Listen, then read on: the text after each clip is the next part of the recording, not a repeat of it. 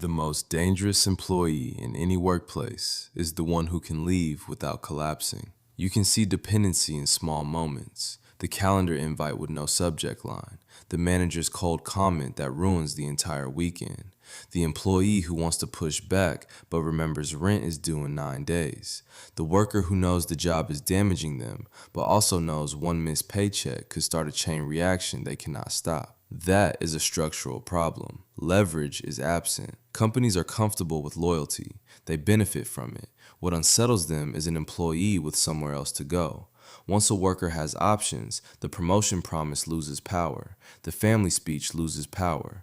The emergency guilt trip loses power.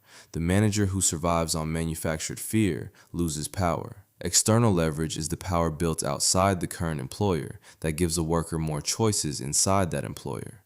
It can be savings, proof of work, a network, a recruiter pipeline, a side income, a visible skill, or a reputation the company does not control. Choice is the foundation of leverage. A person with no options has to beg. A person with options can negotiate, reject, wait, compare, and choose. Dependency rarely feels like dependency while it is working. It feels like adulthood. It feels like routine. Then the company changes the terms. So here are 10 ways to build external leverage while still employed, without blowing up your life, without making reckless moves, without waiting until desperation makes the decision for you. Way 1. Translate yourself before anyone else does. Some workers know every system, person, and political undercurrent inside their company. They can navigate internal bureaucracy at speed, and they have no idea what their skills are worth on the open market because they have never had to describe themselves to anyone except their boss. Companies compress people into titles: administrative assistant, analyst, customer support representative, project coordinator, operations associate, finance assistant. The market cares less about the title and more about what the person can actually do. A customer support worker may have escalation handling, CRM documentation, complaint analysis, and client communication skills. A project coordinator may have scheduling, stakeholder coordination, deadline tracking, and workflow management skills. An administrative worker may have calendar management, document control, expense tracking, and operations support skills. An analyst may have data cleanup, reporting, spreadsheet modeling, and decision support skills. A job title is a container. Sometimes it describes the work, sometimes it just hides the value. Most workers are underpaid partly because they describe themselves the way their employer describes them. I just work in admin. I am just customer support. I am just a junior analyst. That word "just" shrinks the worker before the market gets a chance to price them properly. Companies benefit when your skills feel ordinary. If you think your skill is just part of the job, you never look for what it is worth somewhere else. Open a document. Call it external leverage inventory. List the problems you solve, the tools you use, the results you create, and what you can offer. You may not be powerless. You may be poorly translated. Way 2. Build proof of your work before someone else erases it. Most workers update their resume only when they are angry, burned out, fired, or panicking. By that point, the memory is messy, the confidence is low, and the choices are thin. Companies have a structural incentive to control the evidence of your competence. You did the work. They own the files. They control the access. They control the references. They control the story. The output was yours. The custody of the proof was theirs. Some workers have spent 5 years building systems inside a company and 0 hours building their own evidence that those systems exist. Then the company reorgs, the manager changes, and the work disappears into someone else's credit. Building this folder is self-defense against professional erasure. Proof of work can include case studies, result summaries, certifications, client feedback, before and after examples, and work samples with confidential information removed. Do not steal data. Do not leak confidential information. Keep clean records of your contributions, achievements, and non-confidential examples. Better wording matters. Replace "I helped improve team efficiency" with "created a weekly tracking system that reduced missed deadlines and improved visibility across 3 departments." Replace "I worked in customer service" with "handled high-volume complaints, de-escalated conflict, documented recurring issues, and contributed insights that reduced repeat complaints."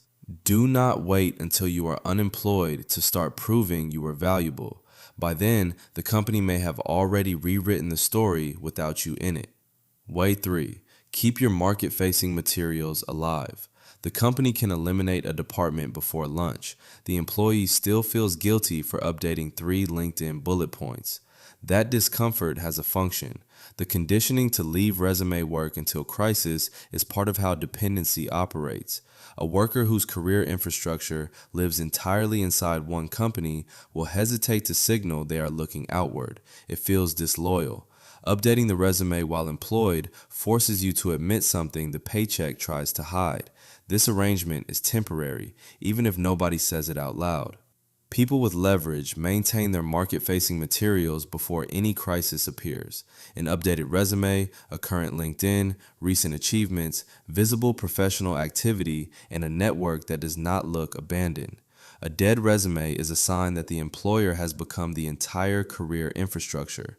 If your resume is outdated, your LinkedIn is cold, and your network has not heard from you in years, the moment the job becomes unbearable, you are starting from zero. Starting from zero while exhausted is how people accept bad offers, stay too long, or beg toxic workplaces for mercy. The work is small and consistent. Once a month, add one achievement, connect with a few relevant people, review salary ranges, update one resume bullet, study the skills repeated in better postings. Way 4. Build relationships before you need a favor. Isolation is one of the cheapest control systems in the workplace.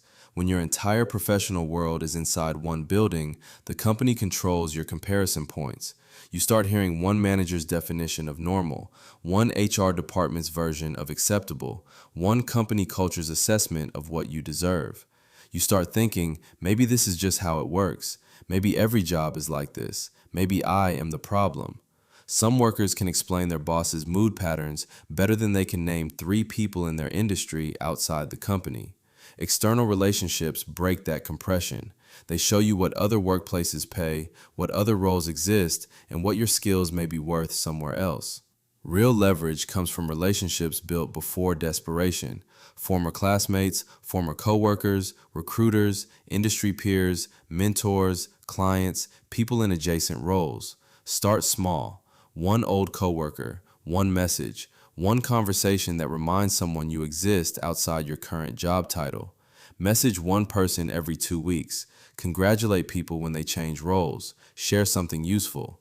Build a small circle of people who know what you do. The worst time to build a network is when everyone can tell you need one. Way 5. Identify one skill that can earn outside the company. The corporate world trains workers to be useful inside systems they do not own. Building external leverage means becoming useful in a market they can access directly. At work, a skill is filtered through job title, manager, pay band, and department budget. In the market, that same skill can be shaped into something someone else will pay for. A person who builds internal trackers can create templates for small businesses. A person who writes reports can produce business summaries or client-facing documents. A person who improves workflows can help smaller teams fix messy processes. One skill is enough to start. Writing, editing, tutoring, consulting, design, coding, video editing, data analysis, copywriting, automation, bookkeeping, presentation design. The goal is one skill converted into an offer the market can actually buy. 3 questions. What can you already do better than average? What problem does it solve? And who would pay to make that problem go away? Then spend 90 days making that skill legible to the market. There is a specific failure mode. Chasing AI tools, then drop shipping, then freelancing, then coaching, switching before anything develops. That pattern looks like leverage from the outside. From the inside, it is panic wearing a productivity costume. Leverage begins when you convert the skill into something that earns. Way 6. Build a small income stream before you hate the job. The first $100 made outside a job may matter more psychologically than financially. It breaks the illusion that the employer is the only economic door in your life. The paycheck trap operates on imagination as much as on money. When one company feeds you long enough, you can start forgetting that money can come from anywhere else. The first outside payment may leave the budget unchanged. It changes the story. Money can arrive without a manager approving a timesheet. Side income can come from freelance work, consulting, tutoring, digital products, templates, coaching, specialized knowledge, or remote contract work. Stay realistic. Side income takes time, skill, and consistency. Do not romanticize it. Do not quit because of one sale. The worker who has earned even small amounts outside the company stops experiencing every HR email as a survival event. The thinking sharpens. Decisions stop being made entirely from fear. Start with one client, one paid project, one offer, one repeatable process. A second income stream functions as evidence that the cage has more than one door. Way 7. Build a financial buffer because money buys time. A toxic workplace does not have to lock the door if your bills already do it. When rent, debt, and zero savings have cornered someone, the manager does not need to be powerful. The financial fragility makes the manager powerful. The smaller the buffer, the louder every threat becomes. Some workers tolerate treatment they would never accept if they had 6 months of breathing room. The tolerance is arithmetic. Some people do not lack discipline, they lack margin. Many workers are underpaid, supporting families, dealing with debt, inflation, or medical bills. Assigning blame for financial fragility is beside the point. The system becomes more dangerous without a buffer, so whatever buffer can be built is worth building. Savings make a worker harder to bully. That is the entire benefit. Start with a starter fund, then aim for 1 month of expenses, then 3 months, then 6 if possible. An emergency fund creates room to think, negotiate, reject, survive a bad month, or leave without instantly accepting another bad one. Way 8. Know what the market pays for your role. The easiest employee to underpay is the one who never checks. Some workers know every emergency inside their company, but do not know the salary range for their own role. Some workers are loyal to companies that would need 2 meetings and a spreadsheet to decide whether keeping them is worth it. Companies benefit when workers do not compare. They benefit when pay information is treated as rude to discuss. They benefit when people confuse gratitude with fair compensation. Pay secrecy does not only hide numbers, it protects the illusion that loyalty and fairness are connected. A worker can spend years being called indispensable while making 30% less than the market rate for the same role at a competitor across town. The praise feels like compensation. The worker accepts it as a substitute for raises, promotions, or retention bonuses. What does the market say? What are other companies paying? What skills are they demanding? Methods include job postings, salary websites, recruiter conversations, and professional communities. Look at 10 job postings every month. Save salary ranges. Talk to one person in your field. The less you know about your market value, the easier it is for someone else to price your life for you. Way 9. Build a reputation that can survive the company. A reputation that only exists inside one company can disappear inside one meeting. Inside a company, reputation can be shaped by politics, managers, favoritism, rumors, and visibility games. A manager can downplay you. A reorg can erase your contributions. A new executive can misread your value entirely. If the only people who know you are good are people inside a company that benefits from keeping you there, your reputation is not yet portable.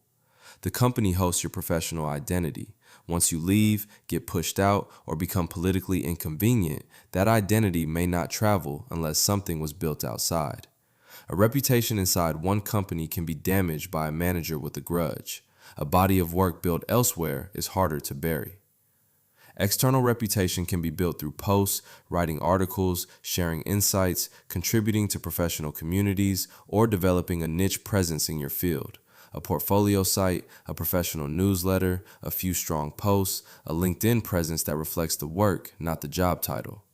Pick one platform, post once a week or twice a month. Share what you are learning, break down problems, build credibility. The goal is to make your competence harder to hide. Way 10. Practice leaving before you need to escape. The worst time to interview is when you need someone to save you. If you only interview when you need to escape, you have stopped evaluating opportunities. You are looking for a rescue. When someone is looking for a rescue, even another bad workplace can look like freedom. Desperation makes bad offers look like open doors. A calm interview is research. A desperate interview is a survival negotiation. Most employees wait until they are miserable before interviewing. People with external leverage interview while still employed, stable, and clear-headed.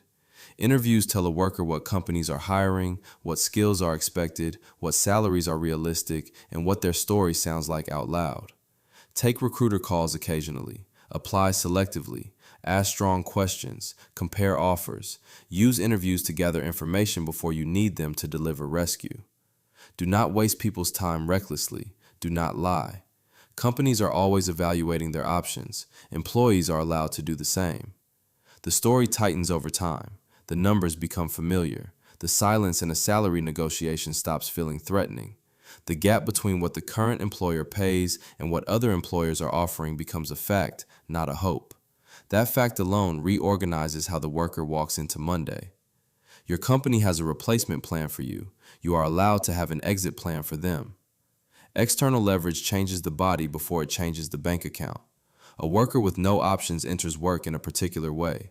They over-explain. They tolerate disrespect. They accept vague promises. They fear meetings. They read every email like a threat. The lack of options sits inside the chest as a kind of low-grade dread that follows the person home, into the weekend, into sleep, into the next Monday. A worker building options begins to feel different. They still do the work. They still show up. They still act professionally. Internally, something has changed.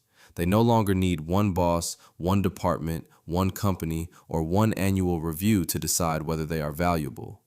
External leverage produces the calm of someone who no longer has to treat every manager's mood like a weather warning. It is rarely built in one dramatic moment. It is built through one updated resume bullet, one saved paycheck, one useful connection, one proof of work file, one skill sharpened after hours, one recruiter conversation, one client, one offer. None of these moves require a confrontation, a resignation, or a scene. The work happens in the background of an ordinary life. The goal is to stop needing one employer to approve your entire future. Because once you have options, the workplace can still test you. Fear still shows up. It just no longer gets the final vote. That is external leverage. Options. Built before the emergency. Built before the meeting. Built before the day your employer learns you are no longer easy to corner.